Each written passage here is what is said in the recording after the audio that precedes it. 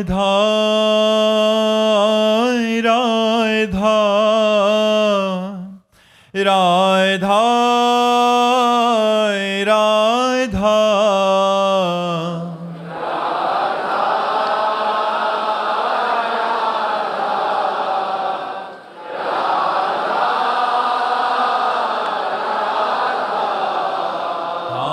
राधा राधा राधा राधा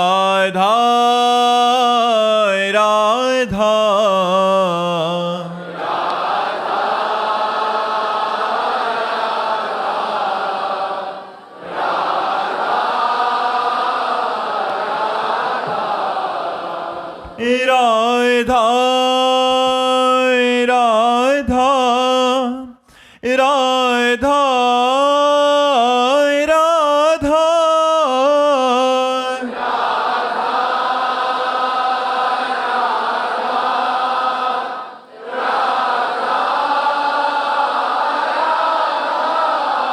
हाय राधा राधा राधा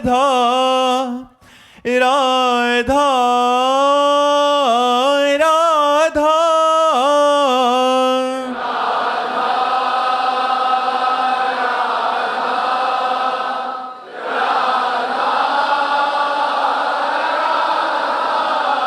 हाय राधा राधा राधा राधा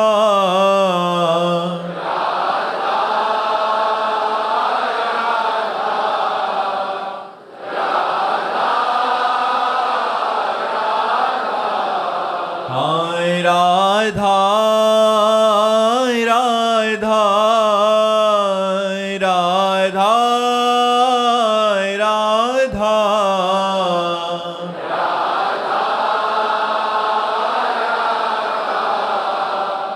राधा राधा श्री राधा वल्लभ लाल की, समस्त संत हरि भक्तन की, श्री वृंदावन धाम की, सद्गुरुदेव भगवान की। विश्वजीत जी उड़ीसा से। राधे राधे महाराज जी। महाराज जी, भोगे हुए भोग की तृष्णा से भोग की महत बुद्धि पुष्ट होती है, वैसे ही भगवत प्राप्ति की महत बुद्धि कैसे पुष्ट होती है महाराज जी? बार बार भगवान की कथा सुनने से। ये बात पकड़ लो, बार बार भगवान के भक्तों के चरित्र सुनने से। ये दो बातें पकड़ लो। जब हम बार बार भगवान की चर्चा सुनते हैं तो हमारी आसक्ति होने लगती है भगवान में। जब बार बार भक्तों के चरित्र सुनते हैं तो भगवान में, भगवान की चर्चा सुनने से जो आसक्ति होती है उससे बढ़कर भगवान में आसक्ति होती है भक्तों के चरित्र सुनने से। इसलिए दो बातें, भक्त चरित्र और भगवान चरित्र, ये नशा बना लिया जाए तो भगवान में आसक्ति पैदा हो जाए। जब बैठे तो श्रीमद् भागवत की कथा, रामचरितमानस के, भगवान के जो अपने आराध्य देव हों उनके पावन चरित्रों का बार बार पठन, बार बार श्रवण और बार बार गान किया जाए तो चरित्र गान से बहुत जल्दी भगवत आसक्ति पैदा होती है। और भगवत चरित्र गान से ज़्यादा महिमा भक्त चरित्र गान से भगवान में आसक्ति पैदा होती है। तो जैसे भोगों को भोगने से तृष्णा पुष्ट होती है, ऐसे भगवान के बार बार चरित्र गान से, बार बार चरित्र श्रवण से भगवत आसक्ति पुष्ट होती है। अगर भगवत चरित्रों का गान न किया जाए तो भगवत आसक्ति होना बहुत कठिन बात है। इतना कठिन मोह का त्याग करना है कि अन्य साधनों से ये पुष्ट होता रहता है। भगवान की कथा मात्र में इतनी ताकत है कि मोह का नाश कर देगी। महामोह महिषेष विशाला, राम कथा कालिका कराला।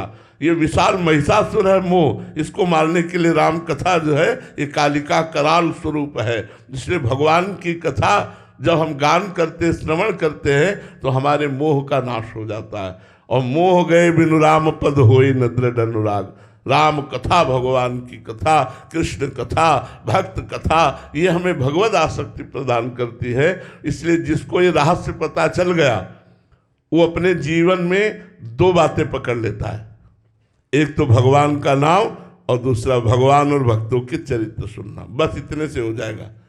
दो बातें पकड़ ले, इसी में प्रेम हो जाएगा। भगवान का नाम न छूटने पावे और खूब आशा बसन व्यसन याति नहीं, रघुपति चरित्र होए ता सुनई। भगवान का जहाँ चरित्र सुनने को मिले, भगवान की लीला कथा सुनने को मिले। हम अपने हृदय की बात कहते हैं। बचपन से सन्यास मार्ग में रहे तो बड़ा ही शुष्क, कहीं ममता नहीं। 13 वर्ष की अवस्था से घर से निकले तो ममता शून्यता ही तो घर से निकालती है। कहीं ममता नहीं, कहीं आसक्ति नहीं, कहीं प्यार नहीं, ना अपने शरीर से न किसी और के शरीर से।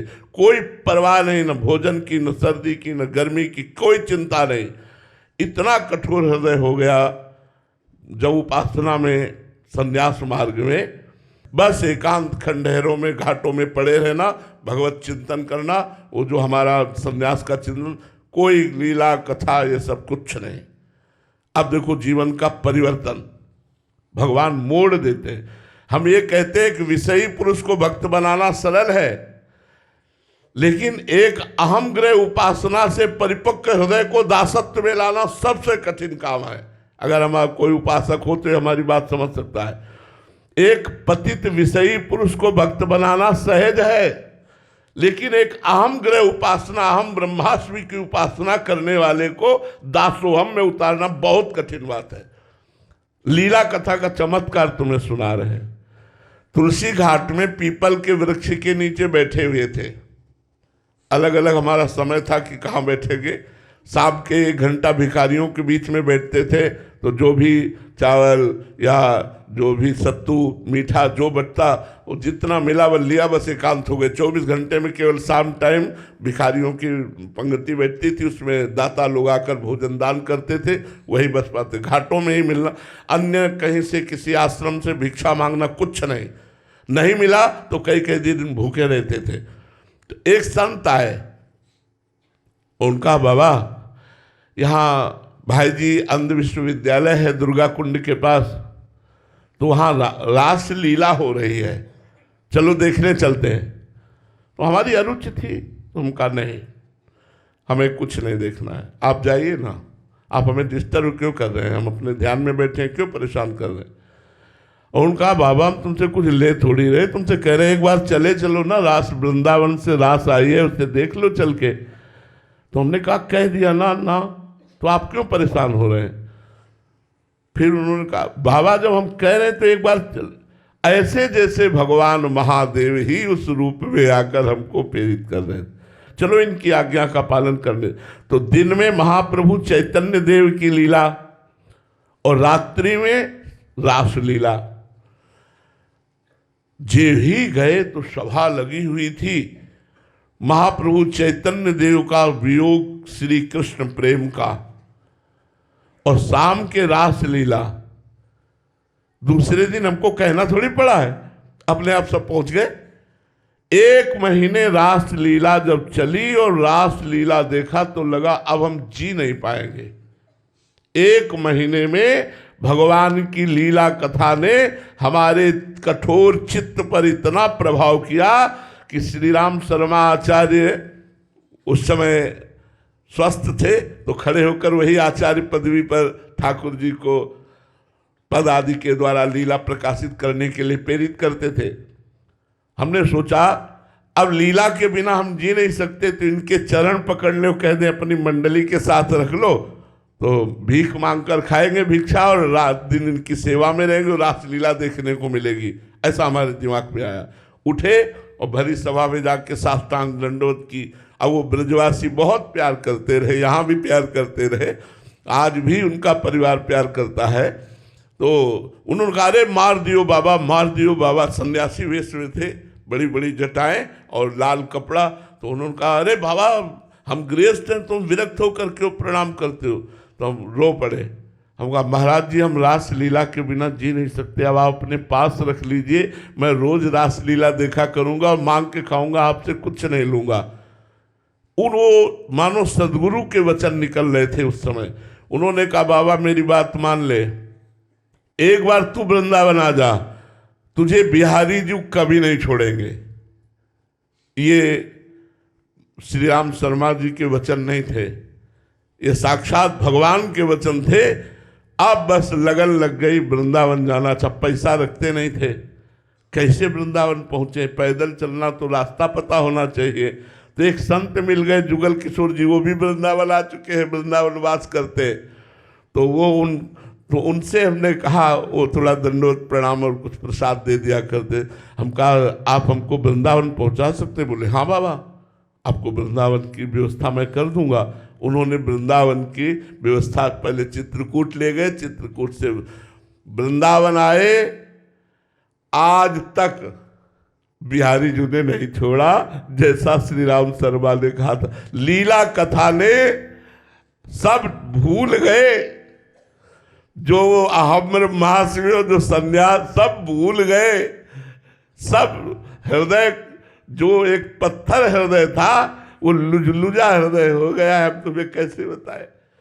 सामने कोई रो देता है तो लगता है इसको प्राण दे दें, क्या दे दें, कैसे खुश हो जाए, क्या मतलब इतनी ममता, इतना प्यार, इतना हृदय में द्रवण क्रिया, ये हमने नहीं देखी अपने हृदय में। ये उपासना का रंग चढ़ा। तो आज जो हम राधा वल्लभ जी के दास, वृंदावन की उपासना और आप सब ब्रजवासियों की चरण रज का सौभाग्य प्राप्त कर रहे हैं, ये भगवान की लीला कथा से ही प्राप्त कर रहे हैं। तो लीला कथा ने अखंडानंद से प्रेमानंद में पहुंचा दिया। लीला कथा ही है जो आसक्ति पैदा कर देती है। अब लीला कथा हमारा प्राण हो गई है। हम बैठ करके कहीं जाकर नहीं सुनते, लेकिन जो हमारे आचार्यों ने वाणी में गायन किया है लीला कथा, उसी को निरंतर एकांत में गुनगुनाना, उसी का मनन करना, उसी का चिंतन, वही हमारा रास विलास जीवन हो गया। अगर रास ना देखते तो हम परम सत्य कहते, न वृंदावन मिलता, न हम कभी राधा वल्लभ जी को जानते थे, न कभी राधा नाम जानते थे। ये सिर्फ रास की कृपा से हमें प्राप्त हुआ। तो बहुत से जीवन ऐसे हैं जो भागवत की कथा से, रास की कथा से भगवान में आसक्त हो गए, जो वचनों से आसक्त हो गए। इसलिए हम सबसे प्रार्थना करते हैं, यदि भगवत आसक्ति प्राप्त करना है तो भगवान की लीला कथा को सुनो, भगवान की लीलाओं का चिंतन करो, भगवान के प्रेमी भक्तों के चरित्रों को पढ़ो, तो आपका हृदय बहुत जल्दी परिवर्तन हो जाएगा। श्यामलाल जी सिरसा हरियाणा से। राधे राधे महाराज जी। महाराज जी, प्रेम और वासना में क्या अंतर है? वासना अगर सद है तो प्रेम में सहायक है, और वासना असद है तो वो दुर्वासना है, वो नरकगामी बना देगी। वासना चाहिए, हम वासना का निषेध नहीं करते, वासना चाहिए। वो भगवत आराधन की वासना होनी चाहिए, धर्म पूर्वक विषय सेवन की वासना होनी चाहिए। असद वासना का त्याग, सद वासना के द्वारा भगवत मार्ग में पहुंचना, फिर सद वासना का भी त्याग, निर्वासनिक। असद वासना का त्याग करना अनिवार्य है। सद वासना भक्ति में सहायक है। अगर सद वासना नहीं होगी तो भक्ति तक हम पहुंच ही नहीं पाएंगे। हमारे अंदर सद वासना होनी चाहिए, असद वासना का त्याग होना चाहिए। दुर्वासना जो हमारे हृदय को खींच करके असत आचरण कराती है, उसका त्याग करना चाहिए। और सद वासना से भक्ति, और भक्ति से समस्त वासना, सद असत दोनों का त्याग, फिर तो हृदय में कोई भी वासना नहीं रह जाती है। वासना उपासना में बदल जाए, वही सदवासना है। सर्वश्रेष्ठ प्रेम है, ये वासना नहीं, लेकिन वासना सहयोगी है। कौन सी? सदवासना। अगर सदवासना हमारे अंदर नहीं होगी तो असद वासना का नाश नहीं होगा। सदवासना भगवत प्राप्ति की वासना, भगवत प्राप्ति की लालसा, यही हमें भगवत प्रेम तक पहुंच। प्रेम की समानता तो मोक्ष नहीं कर सकता। ये वासना क्या चीज है? भावना जी राजस्थान से। राधे राधे महाराज जी। महाराज जी, आपके श्रीमुख से सुना है कि भगवान के बन के भगवान के लिए साधना करना, इसी से भगवत प्रेम जागृत होता है। महाराज जी, हम भगवान के लिए अपना सर्वस्व कैसे दें, उनका कैसे बने महाराज जी? उस कैसे साधना करें? नाथ सकल संपदा तुम्हारी, मैं सेवक समेत सुत नारी। केवल हमारी भावना बदलनी है। ये सब कुछ भगवान का पहले भी था, अब भी भगवान का है, आगे भी रहेगा। झूठ से हमने अपना मान लिया था, वही भूल मिटानी है, वही असत भावना मिटानी है, और कुछ नहीं। सब कुछ आपका ही रहेगा। जब भोग लगाते हैं तो वो पदार्थ नहीं रह जाता, वो प्रसाद हो जाता है। लेकिन जब हम बिना भोग लगाए पाते हैं तो वो पदार्थ रहता है। पदार्थ में गुण दोष रहते हैं और प्रसाद में वो निर्विकार रहता है। तो जब हम अपना मानते हैं तो कर्मों का भोग भोगना पड़ता है, और जब प्रभु को समर्पित हो जाते हैं तो भोग भोगते हुए भी वो निर्विकार स्थिति को प्राप्त होकर मोक्ष या प्रेम को प्राप्त होता है। तो हम भगवान को कैसे अपना समर्पण करें? भावना से। ये पुत्र भगवान का, ये पत्नी भगवान के, पति भगवान का स्वरूप, सब कुछ भगवान का, घर भगवान का, सब भगवान का है। देखो, एक कुटिया में आसक्ति हो जाए तो आपके बंधन का कारण हो सकता है। और चक्रवर्ती सम्राट महाराज अम्बरीश पूरे राज्य पर आसक्ति नहीं, भगवान का मान के कर रहे हैं। तो कहे भरत जी महाराज राम जी की पादुका को सिंहासन पर विराजमान कर 14 वर्ष तक अयोध्या का शासन किया, लेकिन शासन किसका? राम जी का। राज्य किसका? राम जी का। भरत जी क्या समझते थे? मैं सेवक हूं और पादुका जी राजा हैं, उनकी आज्ञा मांग मांग करके पूरे नगर का शासन करते थे। ऐसे ही मैं सेवक समेत सुत नारी, अगर ऐसा भाव है नाथ सकल संपदा तुम्हारी, तो पूर्ण समर्पण है। समर्पण का मतलब ये नहीं होता कि हम कहीं कुछ लिखा पढ़ी बदल दें, कुछ देने लेने की जरूरत नहीं, केवल भावना बदलने की जरूरत है। ये सब कुछ प्रभु का है, ऐसा मान लेना ही समर्पण है। कहीं दे, ऐसा नहीं कि हम अपनी सारी संपत्ति किसी को दे दी तो समर्पण हो गया, उसमें भी नहीं होगा। हमने सारी संपत्ति उनको दे दी तो क्या दे दिया? अहंकार तो बनाए रखा है, उसका पुण्य मिलेगा, लेकिन समर्पण नहीं माना जाता। समर्पण मेरे पास कुछ है ही नहीं, तो दियम वस्तु गोविंदम तुभ्यमेव समर्पय। हे भगवान, आपने जो कुछ हमें दिया वो सब आपका है नाथ, मैं तो केवल सेवक हूं आपका। ऐसी भावना रखकर चाहे राज्य चलाओ तो भी कोई परेशानी नहीं, वो भगवान का समर्पण ही माना जाता है। रक्षिता दुबे जी, राधे राधे महाराज जी। महाराज जी, जब हमें सुख की प्राप्ति होती है, फिर मन में आने वाले जो दुख के लिए हम तैयार क्यों नहीं होते कि आगे दुख आने वाला? महाराज जी, इस द्वंद्व को ये सांसारिक जो सुख है ये इतना लिप्त कर लेता है कि दुख नाम से भय लगता है, दुख की संभावना मात्र से भय लगता है। यदि हमें भागवतिक सुख मिले तो दुख का नामो निशान मिट जाए। इसीलिए हम आपसे कहते हैं राधा राधा रटो। ये सांसारिक कोई सुख है?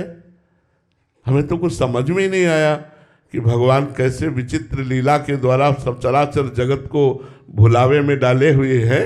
इसमें कौन सा सुख, कहाँ सुख, कैसा सुख?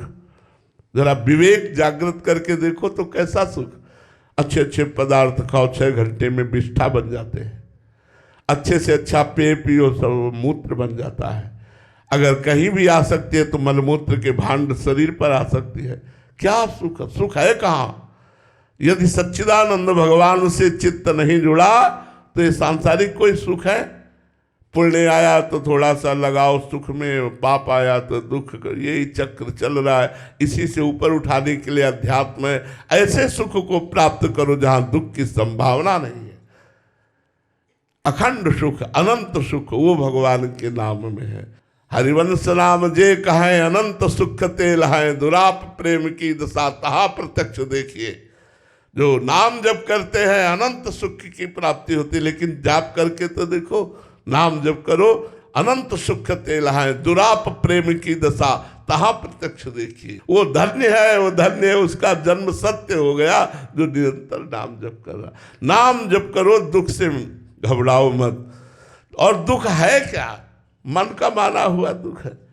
कितना तुम्हें कष्ट बताएं, लेकिन क्या हम दुखी हैं क्या? हम आपको सच्ची कहते हैं, हम जितना सुखी उतना तुम कोई सुखी नहीं हो, कोई सुखी नहीं हो। अगर है तो कोई रामदास ही होगा, दूसरा नहीं होगा। अगर कोई भगवान का दास ही होगा तो ही सुखी होगा।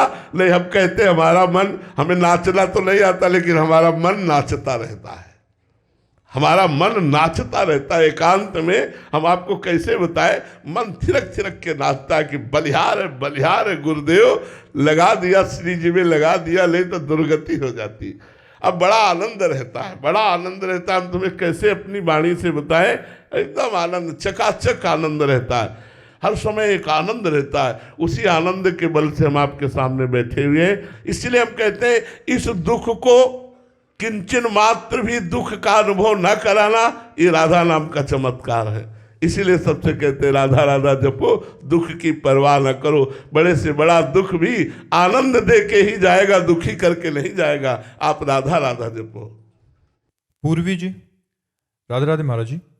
महाराज जी, मैं कितनी भी कोशिश कर लूं, कभी कभी मुझे द्वेष की भावना हो जाती है मेरे हृदय में। मैं खुद पर कैसे काम करूं ताकि मुझे सबके लिए प्यार महसूस हो? वैसे आध्यात्मिक उत्तर, यदि आप जहां द्वेष हो वहां बार बार मन से प्रणाम करो कि श्री भगवान आप भी यहां विराजमान हो, जड़ से द्वेष नष्ट हो जाएगा, जड़ से। पर आपको प्रणाम करना होगा। जो आपसे ना बोले उससे राधे राधे आप बोलो, जो आपसे गुस्सा करे उसे आप नमस्कार करो, जो आपका बुरा चाहे आप उसका मंगल मनाओ। आपका हृदय साधु हो जाएगा, आप मंगल में शांति को प्राप्त हो जाएगा। जी, तब हृदय जलता है। तो सोना जब जलता है तभी तो निखार आती है, हृदय जब जलता है तभी तो निष्पाप होता है। उस जलन को सह गया वही तो महात्मा है। यम ही न व्यथ्यन्ते, भगवान ने कहा ये व्यथा जो प्राप्त होती है मन को, मन जो जलन पैदा करता है उसे सह गया। यम ही न व्यथ्यन्ते पुरुषम पुरुषर्षभ सम दुखा सुखाधीरम स्वमृतत्वाय कल्पते। काम आया, क्रोध आया, ईर्ष्या आई, द्वेष आई, इसके प्रतिकूल आचरण करने पर हृदय जलता है। उस जलन को जो संभाल गया वही महात्मा हो जाता है। महाराज जी, उसको क्षमा, मतलब अंदर से प्रणाम करके या सामने से तो अहम में चोट पहुंचती है। तो अहंकार ही तो नष्ट करना है। अहंकार में तो काम, क्रोध, लोभ, राग, द्वेष ये रहते हैं, और किस में रहते हैं? इसी घर को तो उजाड़ना है हमको। अहंकार रूपी घर को उजाड़ दो, निर्विकार हो गए। इसी महल में रहते हैं सारे दोस्त। अंतःकरण के अहंकार में ही ये जितने विकार हैं सब रहते हैं, उसी को तो नष्ट करना है। इसीलिए सबको प्रणाम करना है। सिय राम मैं सब जग जानी, करो प्रणाम जोरि जुग पानी। तभी आप निरहंकार होगे, तभी आप महान बनोगे, तभी आप हृदय में आनंदित होगे। नहीं तो राग द्वेष होता रहेगा, संसारिकता बढ़ती रहेगी। महाराज जी, एक बार प्रणाम करने से मान जाए तो ठीक है, फिर ऊपर से और ज्यादा तो हम और प्रणाम करेंगे, हम और प्रणाम करेंगे। हमारा प्रणाम बंद नहीं होगा, उसका राग द्वेष बंद हो जाएगा। तो हमें चाहिए, हम लोग आध्यात्मिक हैं, यदि हमसे कोई द्वेष करे तो भी हम उससे द्वेष न करें। अपनी तरफ से द्वेष करना तो बनता ही नहीं है। सब में श्री भगवान विराजमान है। ये हम आध्यात्मिक उत्तर देते हैं। और ये कभी मत सोचिएगा कि यदि हम द्वेष करने वाले को क्षमा करते रहेंगे तो द्वेष करता ही रहेगा। नहीं, हमने आज देखा है वो प्रेम करने लगेगा, वो द्वेष नहीं करेगा, प्रेम करने लगे। क्षमा में बहुत बड़ी सामर्थ्य है और क्षमा सामने वाले को तुरंत बदल देती है।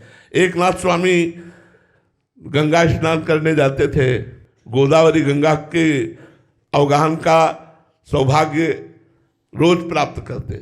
तो वहाँ ऊपर से एक विधर्मी वास करता था, उसने देखा है महात्मा गंगा स्नान करके थूक दिया। वो फिर स्नान करने गए, फिर लौट के आए, फिर थूक दिया, फिर स्नान करने 100 बार थूका, 100 बार स्नान करने गए, 100 बार ना तो कुछ बोला ना देखा उसके ऊपर की तरफ। क्षमा ने उसके हृदय का परिवर्तन कर दिया। एक नाथ जी की क्षमा ने उसके हृदय का परिवर्तन किया। वो नीचे उतर कर आया और साष्टांग दंडत हुआ, कहा महाराज क्षमा कर दीजिए। बोले क्यों भैया, क्या गलती हुई? बोले मैंने 100 बार आप पर थूका। भैया ये तो हमारे ऊपर कृपा की, एक दिन में एक बार स्नान करते थे, आपकी कृपा से 100 बार स्नान हो गया, इसमें तो आपने हमारे ऊपर कृपा ही की। वो रो पड़ा कि ऐसे निर्मल महात्मा का मैंने अपराध किया। क्षमा ने उसका परिवर्तन कर दिया। अगर क्षमा ना करते और एक बार भी बार बार थूकता क्यों है, तो वो और थूकता, वो और दुष्टता करता। क्षमा में इतना बल है कि दुष्ट की दुष्टता को मिटाकर उसे साधुता में ले आना। ये क्षमा आध्यात्मिक बल है, ये महान बल है। इसे सबको प्राप्त नहीं होता, सत्संगियों को प्राप्त होता है क्षमा करना। नहीं तो एक गाली दे तो 2 गाली देने का मन होता है। जब एक गाली दे हम राधे राधे करके निकल जाए, यही हमारी आध्यात्मिकता है। क्षमा करना कमजोरी नहीं, बहुत बड़ा बल, बहुत बड़ा बल। क्षमा बलवान होता है, वो तो कमजोर होता है जो क्रोध करता है। क्षमा बलवान होती है। अंशु टंडन जी पुणे से, राधे राधे महाराज जी। महाराज जी, श्री राधा बाबा और श्री भाई जी महाराज दोनों ही गोरखपुर की गीता वाटिका के उच्च कोटि के संत थे। उनकी पहली भेंट के बारे में कहा जाता है कि जैसे ही श्री राधा बाबा गीता वाटिका आए और भाई जी महाराज जी से मिले, तभी से श्री राधा बाबा जी के अद्वैत जीवन वेदांत विचारधारा एकाएक श्री राधा कृष्ण भक्ति में परिवर्तित होती गई। महाराज श्री कृपा करके उस भक्ति रस के बारे में हम लोगों को भी बताएं, जिससे बस पल भर के ही क्षण में भगवत प्राप्ति के मार्ग खुल जाते हैं और संत जन आजीवन उस रस का अनुभव करते हैं। ये सबको नहीं मिलता, ये जनसाधारण बात नहीं है। बहुत जन्मों की कमाई के बाद ऐसा संयोग बनता है। ये कोई ऐसा थोड़ी एक छोलिया तो हो गया। भाई जी ने कितनों को छुआ होगा, केवल राधे बाबा को छुआ क्या? वो तो ऐसे दैन्य महापुरुष थे। भाई जी ने केवल राधे बाबा के चरण छुए क्या? इसमें तैयारी राधा बाबा की। भाई जी के हृदय की पूछो तो पूरे विश्व को राधा कृष्ण का प्रेम प्रदान करने के लिए हर समय उत्साहित रहते थे, लेकिन पात्र तो मिले। राधा बाबा की तपस्या, राधा बाबा का ज्ञान, राधा बाबा की पवित्रता, राधा बाबा की जन्म जन्मांतर का भजन अब फलीभूत होने को हुआ तो निमित्त बनाया श्री कृष्ण ने पूज्य भाई जी महाराज को, और जे ही चरण स्पर्श किए बदल दिया। किसने? श्री कृष्ण ने। स्वयं श्री कृष्ण सामने साक्षात खड़े हैं। जहाँ सोहम की वृत्ति चलती थी वहाँ श्री कृष्ण के दास सोहम की वृत्ति आ गई। ये सारा का सारा खेल राधा बाबा का है। हमारी बात मानो ना, हम भाई जी के दास हैं, लेकिन इसमें सारा का सारा खेल उस पूज्य महापुरुष की है जिसने जीवन को राख बना दिया, जिसने जीवन को अपने राख बना दिया। और भाई जी ने जे भी छुआ उस राख को सोने में बदल दिया। तो ऐसा राख कौन बनना चाहता है? सब राधा बाबा जैसी अहम वृत्ति को शून्य करके भगवदाकार वृत्ति को, एक सेकेंड के लिए भी भगवत विस्मरण नहीं था बाबा का, एक सेकेंड के लिए भी। पहले ही इतनी आत्मनिष्ठा थी कि जब पूज्य श्री जयदयाल गोविंदका जी ने कहा कि भाई जी से हनुमान प्रसाद पोद्दार जी से मिले, तो उनका मुझे किसी से मिलने की कोई आवश्यकता नहीं, बाबा के वचन पढ़ लेना। जब पूज्य जयदयाल गोविंदका जी ने कहा कि एक बार आप भाई जी हनुमान प्रसाद पोद्दार जी से मिलिए, तो तुरंत बाबा के वचन थे कि मुझे कभी भी किसी से मिलने की कोई आवश्यकता नहीं, क्योंकि परिपूर्ण ज्ञान से थे, परिपूर्ण तप से थे। अब यहाँ लीला होनी थी, अब यहाँ लीला होनी थी कि बाबा को प्रेम रस में डुबोना था। तो श्री कृष्ण रूप भाई जी महाराज वह चमत्कार प्रकट कर दिए। अगर भाई जी के चरण स्पर्श की बात कहो तो गीता वाटिका में पता लगा लो, लाखों के चरण भाई जी ने स्पर्श किए होंगे, क्योंकि सब भारत के विश्व के संत महात्मा जाते थे और भाई जी गृहस्थ वेश में थे, इसलिए सबके चरण छूते थे। क्या किसी को जैसा राधा बाबा का अनुभव हुआ वैसा किसी को हुआ? नहीं हुआ। इसमें प्रधानता राधा बाबा की, राधा बाबा का जो जीवन है, भाई जी के प्रति जो समर्पण राधा बाबा का है, वो देखने योग्य है। भाई जी का शरीर पूरा हुआ, जहां चिता लगी वही पूरा जीवन निर्वाह किया। जहां भाई जी बैठे वही बाबा बैठे, जहां भाई जी इशारा कर दिए वही बाबा किए। ऐसा समर्पण। हम तो देखो, श्री कृष्ण की महिमा तो अमोघ है ही, लेकिन उनसे बढ़कर उनके दासों की महिमा है, उनसे बढ़कर उनके दासों की महिमा है। तो भाई जी की महिमा तो है ही, लेकिन भाई जी से बढ़कर के पूज्य राधा बाबा की यहाँ महिमा है। उनका समर्पण, उनकी तपस्या, उनका भजन, उनका त्याग, उनका अपनापन भाई जी को दे देना, ये सब बड़ी बात है। तो सब न भाई जी हो सकते हैं और न सब राधा बाबा हो सकते हैं। इसलिए भजन करो और इनकी चरण रज की याचना करो कि ये कृपा करें, यत्किंचित राधा माधव में प्रेम हो जाए। ना हम भाई जी बन सकते ना राधा बाबा बन सकते। बचपन से राधा बाबा की जो साधना है वो पूर्व जन्म से चली आ रही है। छूते ही काम बन गया, छूते। जैसे पूज्य जगदीश बाबा गौरांग दास बाबा को ये ऐसे किया, देख रहे वृंदावन और दिव्य वृंदावन, दिव्य गौवें, दिव्य सगा। क्या उन्होंने किसी को पहली बार छुआ था क्या? सैकड़ों को। वो भजन देखो गौरांग दास बाबा का, समर्पण देखो गौरांग दास बाबा का, प्रियता देखो बाबा के प्रति, गौरांगदास बाबा की, वो चीज देख रहे। पात्रता, पात्र है तो रस पिलाने वाला पिला रहा है।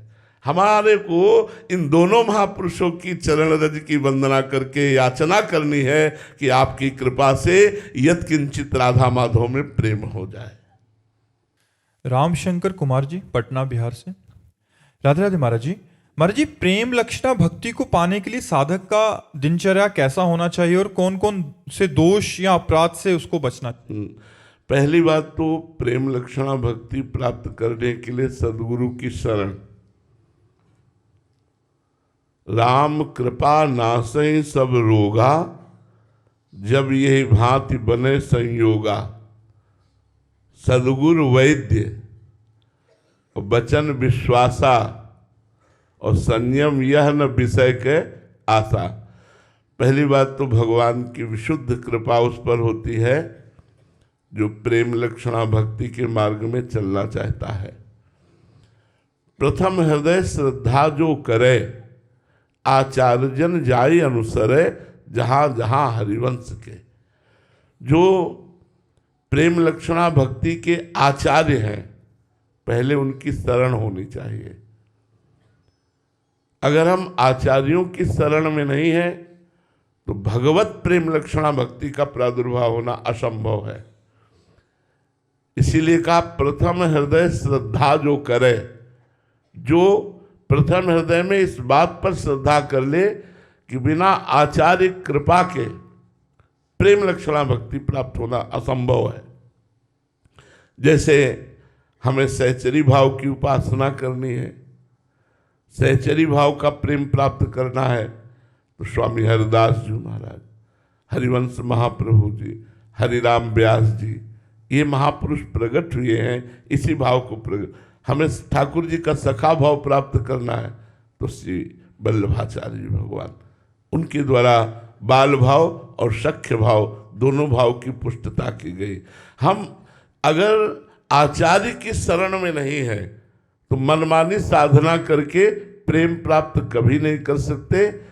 यह गुण साधन ते नहीं होई। जो प्रेम है ये साधना से प्राप्त नहीं हो सकता। ये तुम्हारी कृपा पाओ कोई कोई कोई कोई कोई कोई जो आचार्य की शरण में है। बिना महापुरुषों की शरण लिए हम भगवत मार्ग में चल ही नहीं सकते। वो केवल नाटक होता रहता है, साधन होता है विषय, और साध्य होता है श्री भगवान उसका जो आचार्य शरण में होता है। जो मनमानी आचरण करता है तो साध्य बन जाता है विषय और साधन हो जाते हैं भगवान। वो जीवन भर साधना करता है लेकिन प्रेम का स्फुरण नहीं होता। तो प्रथम हृदय श्रद्धा जो करे, आचार्य जन जाय अनुसरे, आचार्यों का जो आदेश है उसके अनुसार चले। दूसरी बात, रसिकन की सेवा जब होए। क्यों? क्योंकि एक अहम और मम, ये दो बंधन हमें फांसे हुए हैं। अहम और मम, मैं और मेरा, ये माया का बंधन इतना सुदृढ़ है कि बिना गुरु कृपा के, बिना रसिकों की कृपा के, बिना भगवत प्रेमी महात्माओं की कृपा के ये साधना से और पुष्ट होता है, नष्ट नहीं होता। और जब तक ये अहम रहेगा तब तक प्रेम प्रकट नहीं होगा। अहमता और ममता, ये दो बातें इतनी जोर की हैं कि ये अगर पलट जाए दोनों, प्रभु की तरफ हो जाए तो हमारी बात बन जाए। एक अहमता ममता ये जग में है दुखदाई, और ये जब श्री जी की ओर लगे तो होत परम सुखदाई। ये जब श्री जी की ओर लगे तो होत परम सुखदाई। मात तात सुत दार देह में मति अरुझय मति मंदा, हित किशोर को है चकोर लखे तू वृंदावन चंदा। तो हरिवंश महाप्रभु का बच्चा बनकर, शरणागत बनकर वृंदावन चंद्र युगल सरकार का दर्शन करो। कैसे? बोले एक अहमता ममता, ये जग में जो लगी हुई है इसका त्याग कर दो। बोले बड़ी कठिन बात है अहमता ममता का त्याग करना, कैसे त्याग करें? बोले रसिक मंडली में आतन को नीके ढंग लगाओ, दंपति यस गाओ हर्षाओ हित सो रीझ रिझाओ। जो प्रेमी महाभागवत जन है इनका संग करो। अगर प्रेम लक्षणा भक्ति प्राप्त करनी है तो रे मन रसिकन संग बिन रंचना उपजय प्रेम। बिना रसिक महापुरुषों के भगवत प्रेमी महात्माओं के संग के बिना भगवत प्रेम नहीं प्रकट होता। तो रसिक मंडली में या तन को रसिक मंडली सभा में बैठा लो और मन से उनकी बात सुनो, और जो वो आचरण कह रहे हैं, जो वो मंत्र नाम जप उपासना कह रहे हैं, नीके ढंग लगाओ, मन को उसी में अच्छे से लगाओ।